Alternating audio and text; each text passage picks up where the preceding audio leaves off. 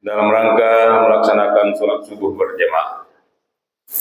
Salawat berikan salam marilah kita peruntukkan kepada baginda Nabi Muhammad SAW dengan melafazkan Allahumma sholli ala sayyidina Muhammad wa ala ali sayyidina Muhammad. Assalamu alayka ya Rasulullah.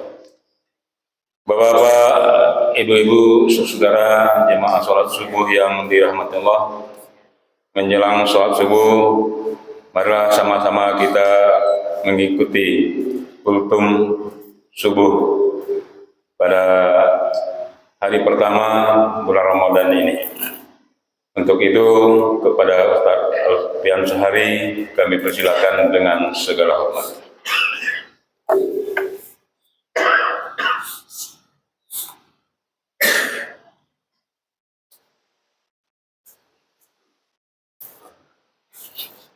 Bismillahirrahmanirrahim. Assalamualaikum warahmatullahi wabarakatuh.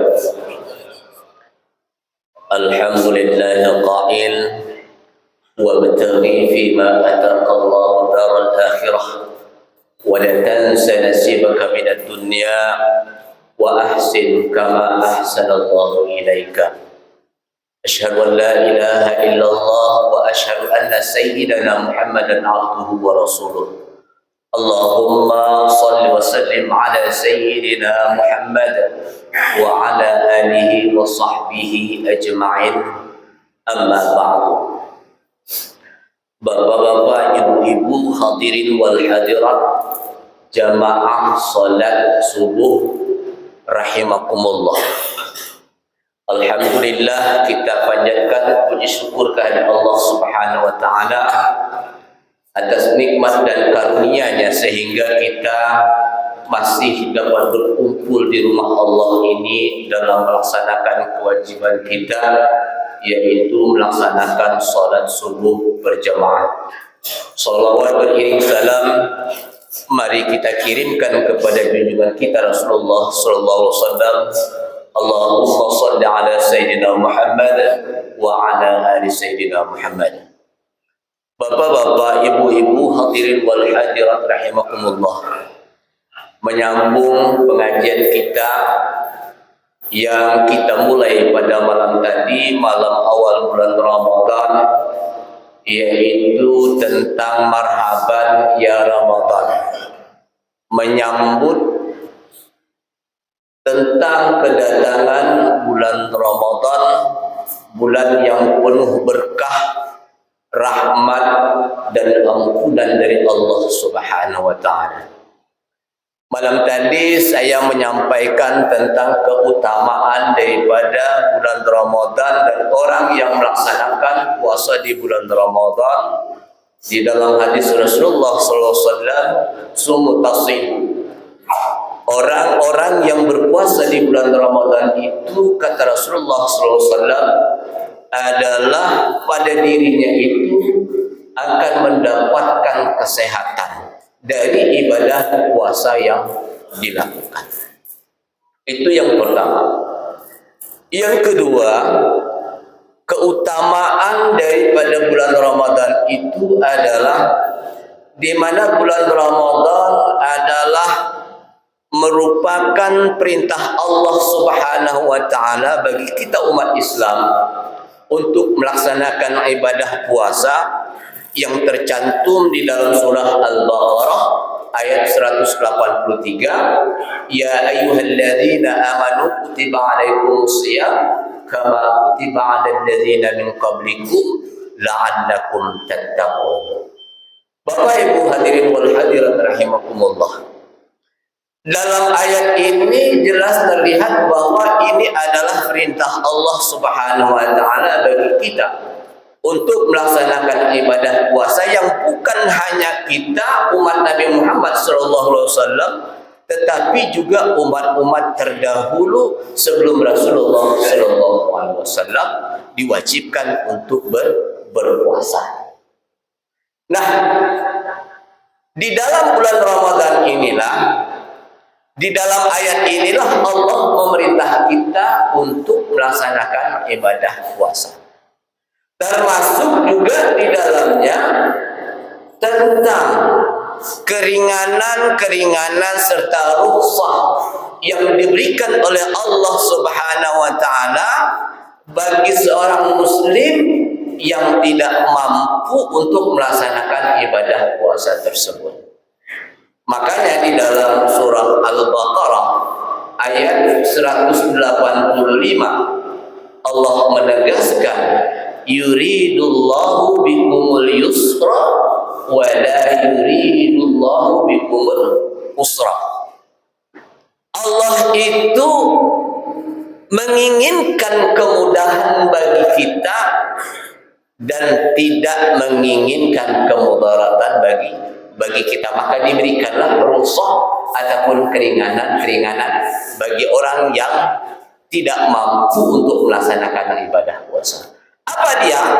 Di dalam Al-Quran, di dalam hadis, ataupun di dalam pendapat ulama banyak dijelaskan tentang masalah rukhsah ataupun keringanan yang diberikan oleh Allah Subhanahu wa taala. Ada namanya iddah.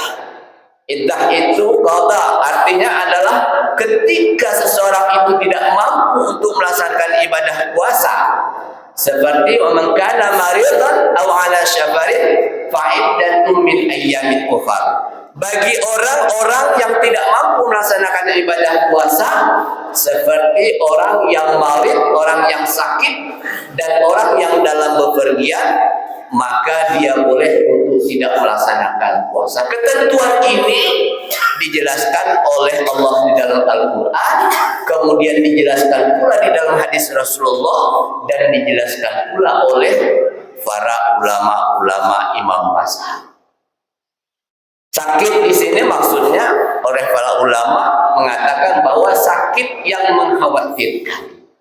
Apabila dia mau juga untuk melaksanakan puasa, boleh, tidak boleh, tidak ada masalah. Tetapi puasanya dikategorikan kepada puasa yang makruh. Boleh sah, tapi makruh. Kemudian bagi orang-orang yang musafir ada juga ditentukan di dalam pendapat para ulama imam mazhab. Ada aturannya, ada aturan mainnya, tidak mau sembarangan ketika kita mengadakan musafir.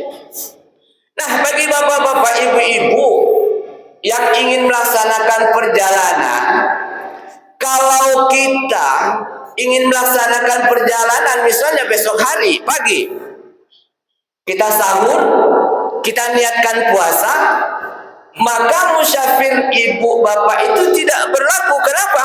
Karena tidak boleh membatalkan puasa dalam keadaan niat kita puasa pada pagi harinya. Jadi tidak dibolehkan. Kenapa? Karena sudah terhitung berpuasa dengan niat puasa. Jadi musafir di sini adalah sudah berniat dia tidak ingin melaksanakan puasa, tidak mau melaksanakan puasa, maka dia tidak syahur dan dia juga tidak berniat untuk melaksanakan ibadah puasa. Jadi kalau ingin musafir, teruskan puasanya dan tidak boleh membuka puasa pada waktu itu. Mana tahu kita berangkat dari Tembilahan ke Pekanbaru, tiba-tiba sopirnya mampir ke rumah makan, melihat orang makan, kita ngiler kita, Pak. Ini tidak dibolehkan. Teruskan puasa. Kenapa? Karena niatnya sudah ingin melaksanakan puasa. Jadi ada ketentuan-ketentuan yang diterangkan oleh ulama-ulama di dalam imam mazhab. Kemudian apa lagi? Fidyah. Fidyah itu juga ada ketentuan-ketentuan. Wa 'alal ladzi yutiqunahu fidyatut ta'amul miskin.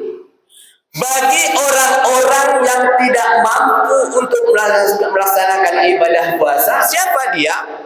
Orang-orang yang uzur, orang-orang yang sakit yang sangat mengkhawatirkan, yang usianya itu sudah renta, diberikan rukhsah oleh Allah Subhanahu wa taala baginya untuk tidak melaksanakan ibadah puasa. Cuma dengan membayar fidyah, tidak lagi mengqadha, tidak lagi mengganti puasanya di lain waktu. Kalau dia ingin puasa, boleh, tidak ada masalah. Tapi puasanya dikategorikan kepada puasa yang makruh. Cuman Allah memberikan keringanan-keringanan kepada orang-orang yang dijelaskan di dalam Al-Quran, yang diberikan rukhsah atau keringanan supaya mereka itu mendapat keringanan dan tidak menimbulkan kemudaratan bagi orang yang melaksanakan ibadah puasa.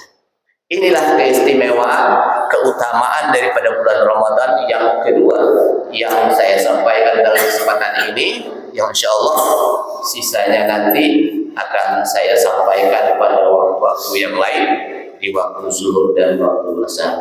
Terima kasih atas segala perhatian dan mohon maaf atas segala kekurangan. Billahi taufiq wal hidayah. Wassalamualaikum warahmatullahi wabarakatuh.